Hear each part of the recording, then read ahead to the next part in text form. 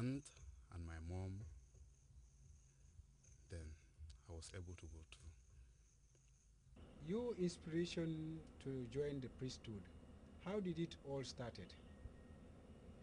Actually, it started as a young boy when those early days dreams, seeing the priest in front of the altar there celebrating mass for the people, giving beautiful homilies, and at times the stories that they give.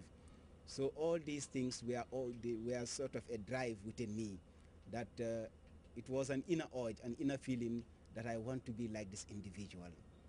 So my inspiration came through these people, the Spiritans who were in St. Teresa's, and also some of the local priests who later came, people like Father Ike, Father Edu Gomez. These were all people who passed through St. Teresa's. So seeing them there was that inner drive within me that I really want to be like them, so that I too will stand one day in front of the people and proclaim the word of God to them.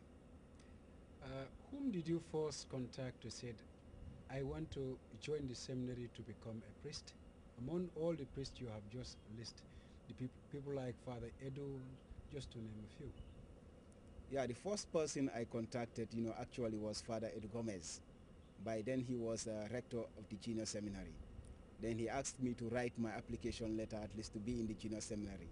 By then I was at St. Peter's, attending St. Peter's. But all my 3 years stay there, I never wrote my application. I prefer to attend classes and come back home and sit here. It was after my WASC, then I finally decided to write an application, and by then it was Father Gabuseka who was there. So it was to him that I handed over my application letter, and he endorsed it. And not only that, but he also referred me to my parish priest, who was Reverend Father Peter Gomez by then. And Reverend Father Peter Gomez welcomed me, encouraged me, gave me some words of admonition, at least to keep up the good faith. He knows that the journey is not easy, as he told me, but he said, keep up the fight. You will overcome it, as many did. Then within these years that you enrolled into the junior seminary, from the junior seminary you moved to the senior seminary, that is in Sierra Leone, Freetown. How was life like for you? Well, it was not easy for me to leave my country and to go to somebody's country for the first time, and Sierra Leone just after from the war. It was not easy, but with the help of God, then I was able to make it. And one thing that makes it easier for me was I was able to adopt. That's very important also. Wherever you are, make that place as your home. I was able to make Sierra Leone as my home. Then life was easy for me. But scantily speaking, before it was not easy. Yes, I will just come into that. Can you talk to us about your experience the first day you land in the soil of Sierra Leone, and then you started your spiritual vocation? Well, the first day I landed in Sierra Leone, they came to pick us at the airport. From there, they took us to the ferry crossing. From the ferry crossing, we were taken to where we are going to stay for just for 2 days, and then we have to travel about a long distance, almost from here to Basse, to start our spiritual year. It was not easy when we landed, but as I said, our first time going there, seeing the country for the first time, seeing the people. But the most important thing was that they were friendly. They were expecting us. Yes, this year we're going to have Gambians. And it was a joyful moment for them to receive us. And we too were welcomed by them, and we are so happy. I'm very sure during those days it was a time of war, though it wasn't that much stronger. But then, what was it like for you to be in a country where there is war? No, yes, I remember when I was going, I was scared, I was scared, I was afraid that these people are just from war. But thank God, when we are there, we are safe, we are living in a peaceful environment, we are not scared. although it was not easy. But we have people like Father Gabriel Mendy who always come to visit us, especially on our first few months, to encourage us and ask us to persevere. One day or the other, it will come to an end. So with having your own brother there, a big brother, an elder brother, who was there to support us, then yes, life was easy for us. Wonderful. Now that you've completed your formation back home, ready for ordination, how do you feel? I think I told you last time I felt very, very happy after finishing my formation, come back to work in my own country. It's a sign of fulfillment that this is what I wanted to be. And with the help of God, I have attained what I wanted.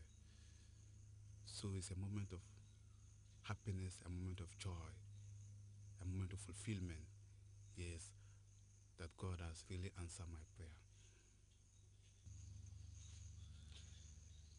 Now, we almost come to the end of this conversation with regards to your big day. That is the day that the Bishop of Banjul will ordain you as a reverend priest for the Diocese of Banjul.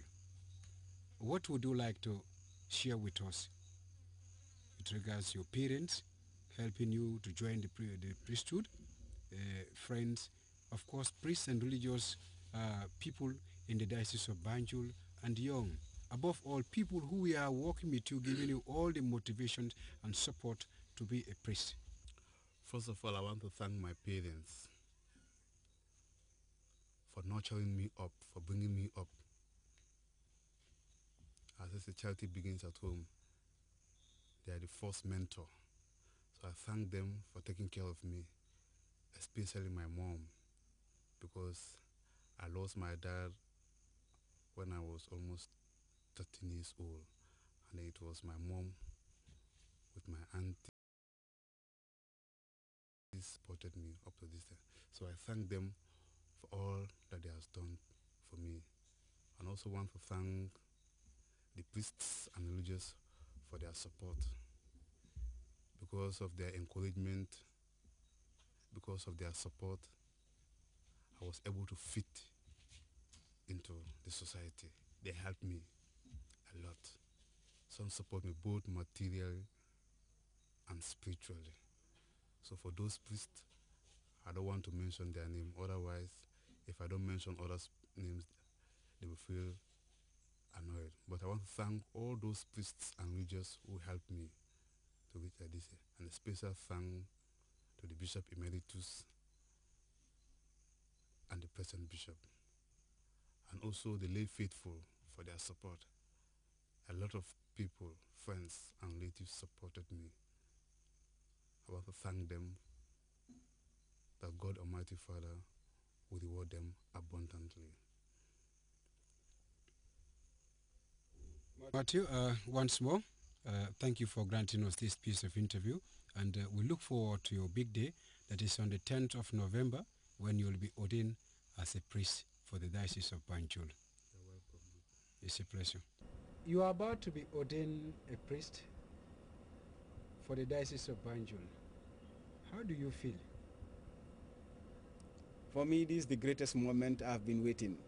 After 9 years of studies, it is my greatest joy, I must say, and I continue to thank God, asking him to continue to give me the graces so that on that day, in the presence of all Gambians, I will be ordained as a priest, and not only as a priest, but as a man who will continue to show God's love to all humanity, despite the status of the individual, but at least I will be open to every individual.